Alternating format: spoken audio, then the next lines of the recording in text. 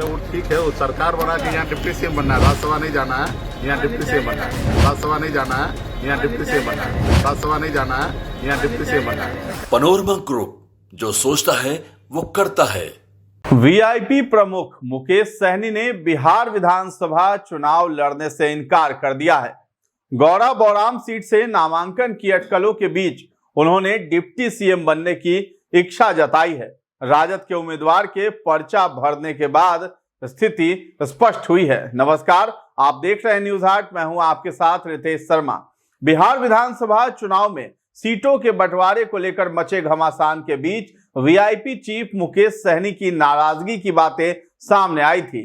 चर्चा यहां तक थी कि मुकेश सहनी कम सीटें मिलने से नाराज है और महागठबंधन से अलग हो सकते हैं, लेकिन आखिरकार मामला सुलझ गया। सहनी के गौरा बौराम सीट से चुनाव लड़ने की बात कही जा रही थी, लेकिन अब चुनावी मैदान में जाने से पहले ही सहनी ने हथियार डाल दिए हैं। दरअसल विकासशील इंसान पार्टी के प्रमुख मुकेश सहनी आगामी बिहार विधानसभा चुनाव नहीं लड़ेंगे। पहले दरभंगा जिले की गौरा बौराम सीट से नामांकन करने की बात कहने वाले सहनी ने अब सीधे चुनावी मैदान में उतरने से इनकार कर दिया है। वीआईपी की ओर से गुरुवार को जारी बयान में कहा गया था कि सहनी शुक्रवार को गौरा बौराम सीट से नामांकन करेंगे। नामांकन के अंतिम दिन राजद प्रत्याशी अफजल अली ने इसी सीट से पर्चा दाखिल कर दिया है, जिसके बाद सहनी के चुनाव लड़ने पर संशय गहराने लगा। मुकेश सहनी ने स्पष्ट किया है कि उनका लक्ष्य चुनाव लड़ना नहीं बल्कि महागठबंधन की सरकार बनने पर उप मुख्यमंत्री बनना है। उन्होंने राज्यसभा जाने के प्रस्ताव को भी ठुकरा दिया है। तो पहले क्या कुछ कह रहे हैं वो सुनिए आप। दिन भर मंथन रहा, कितने सीटों पर समझौता हुई, कैसे समझौता हुई? सब जानकारी आपको एक दो दिन में पता चल जाएगा। आप कहीं से चुनाव लड़िएगा कि नहीं? नहीं, इस बार चुनाव नहीं लड़ना है और हमारा उद्देश्य है कि बिहार में हमारी सरकार बने और 243 सीट पर जाके प्रचार करें और मैक्सिमम सीट कैसे जीता जाए, इसके लिए मेरा संघर्ष रहेगा। इस बार मैं चुनाव नहीं लड़ रहा। मालूम चल रहा है कि आप राज्यसभा में जा रहे हैं। तो वो ठीक है, वो सरकार बना के यहाँ डिप्टी सीएम बनना है, राज्यसभा नहीं जाना है, यहाँ डिप्टी सीएम बनना है। सर, अफजल अली भी नॉमिनेशन कराया 2 सेट में, क्या कहना चाहेंगे? अरे लोकतंत्र में सब स्वतंत्र है, सबको चुनाव लड़ना है, तो उसका हमारा शुभकामना है। तो गौरा बौराम विधानसभा से अपने भाई संतोष सहनी के नामांकन करवाने पहुंचे थे मुकेश पर घोषणा करते हुए उन्होंने कहा कि वो इस बार विधानसभा का चुनाव नहीं लड़ेंगे, लेकिन महागठबंधन की सरकार कैसे बने इसके जोर शोर से मेहनत करेंगे। इसके लिए उन्होंने कहा कि इस बार बिहार में महागठबंधन की सरकार बनेगी।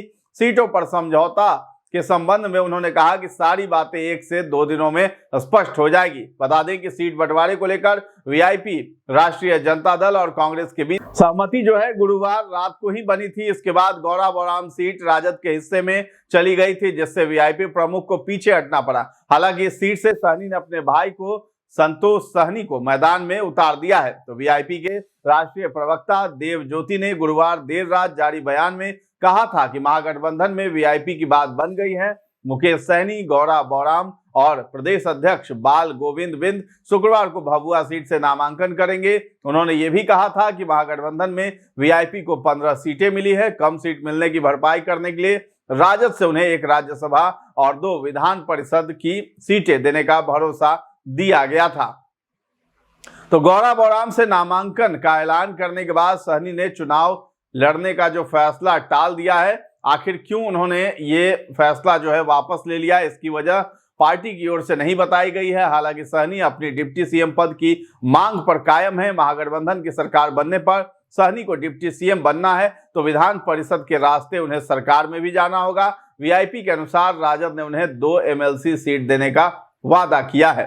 तो आरजेडी के जो प्रत्याशी है उन्होंने भी गौरा बौराम से जो है नामांकन कर दिया है और इधर जो है मुकेश सहनी के भाई संतोष सहनी ने भी आज ही नामांकन कर दिया है। अब देखना है कि आरजेडी और वीआईपी पार्टी की वहां पे टकराहट हो रही है, किसको जो है अपना नामांकन वापस लेना पड़ेगा, ये भी देखने वाली बात होगी। तो फिलहाल इस खबर में इतना ही है। न्यूज हाट के साथ बने रहें और अभी तक हमारे चैनल को आपने सब्सक्राइब नहीं किया है तो जरूर कर लें। धन्यवाद।